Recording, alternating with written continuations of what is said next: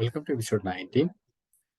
And in this episode, we'll be solving the 19 number of problems in the Apex trigger. So let's go to the problem.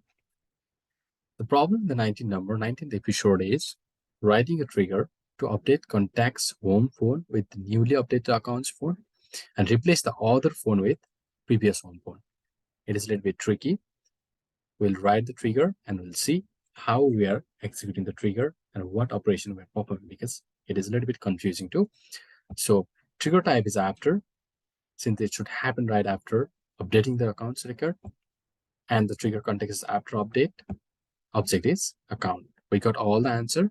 We understand the problem, what type of trigger to write and where to write. Let's just go to the developer console and start writing the trigger.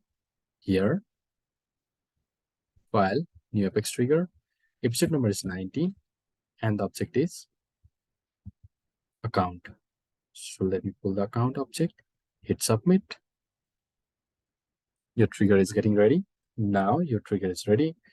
So here, specify the trigger context, type in the context after update.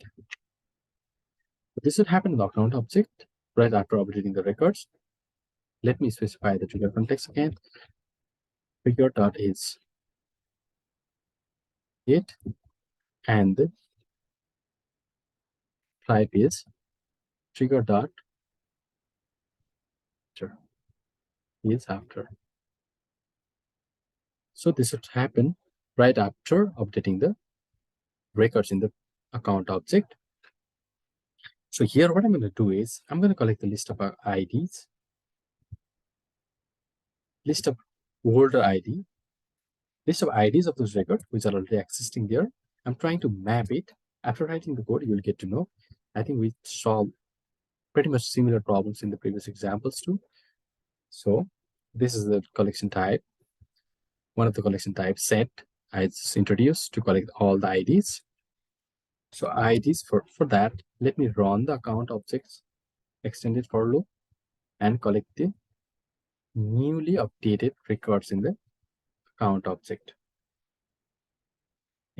And then in that record list, let me go and run if block and check the phone. If the phone is not related to the trigger dot old map, the get counter ID dot phone, then what it needs to do is IDs dot add scc.id. So I'm just collecting those IDs and trying to map with the world account records phone number.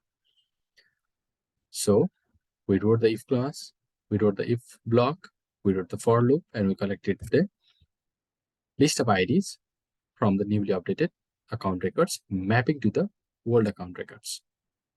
Now what you have to do is, let's create a collection type list for the contact object. Contact list is equals to new list of contact. I'll tell you why we're doing this.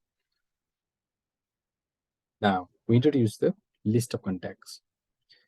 And for that list, we need to iterate extended for loop on the contacts. And we're trying to pull the records from it by introducing SQL query on it. ID, select ID, account ID, home phone, that is something we need to update. Other phone, we have this field in the contact where account ID in IDS. So it should just pull those records which has the IDs associated with account ID. I mean, those records, only those records in the contacts that has the account ID which is not blank. So it does not pull all the contact records and only filter those records which are related with accounts. Let me iterate this loop. Now for the contact home phone,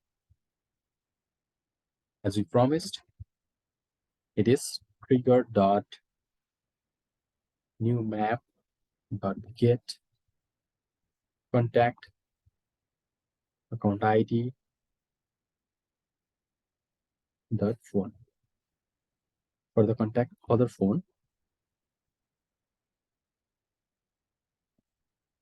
trigger dot world map dot get contact dot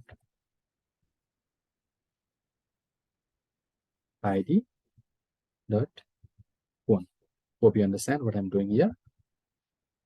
Phone. Okay, so I just fill the home phone and other phones as per the requirements. Now let me add this film. Let me add this instance to the contact list.